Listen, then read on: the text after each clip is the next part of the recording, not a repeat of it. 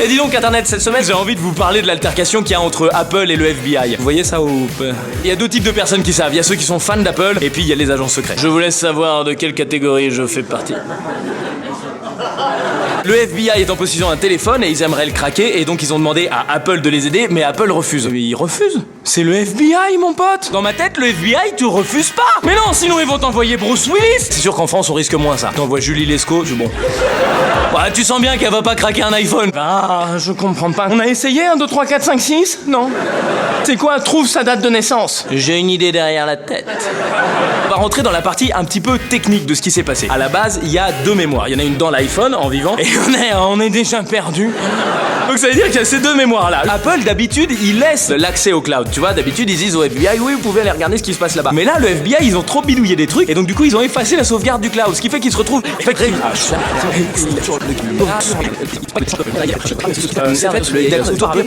Et donc du coup, il n'y avait plus que la sauvegarde qui était sur l'iPhone, la sauvegarde physique. Et j'ai l'impression que c'était relou, là.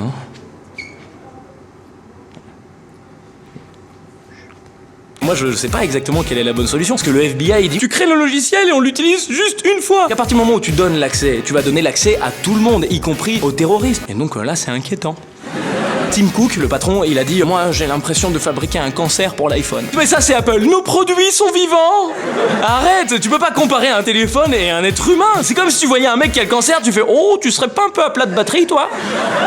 Le FBI, du coup, il dit « Non, mais ça va être que pour une fois et tout ça. » Oui. On va te créer un logiciel pour que tu puisses craquer tous les iPhones de tout l'univers et toi, tu vas pas y toucher. Oh. Arrête, même moi, si j'avais un code d'accès, je l'utiliserais. Au début, je veux changer le monde et 2 jours après, je fais « Il y en a qui ont des accès YouPorn gratuits. » C'est comme si t'étais avec un ancien fumeur et qui te dit juste une latte, une seule. Et le lendemain, il est...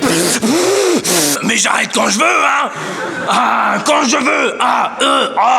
J'ai un peu mal, j'ai l'impression que j'ai plus de taux de batterie. Et Internet, merci beaucoup d'avoir regardé cette vidéo jusqu'au bout. Un grand merci à tout le public qui était derrière ce soir. Rendez-vous tous les mardis à 18h sur YouTube. Et rendez-vous tous les jeudis, vendredis, samedis ici à l'Apollo et les mardis pour l'Inglorious Comedy Club. Clique ici, c'est hyper important. Bonne soirée, merci beaucoup. J'ai encore un tout petit quelque chose à vous demander.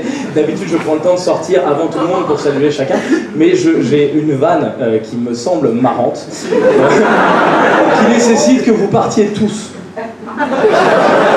Le spectacle est terminé officiellement, et moi je vais continuer à parler ici. Pendant que j'explique ça, vous vous barrez vraiment. Tu vois, et après t'as le montage qui est fait là-dessus. Ça vous va? Ok, bon bah je vous remercie, c'est là que je vous dis au revoir, parce qu'après je vais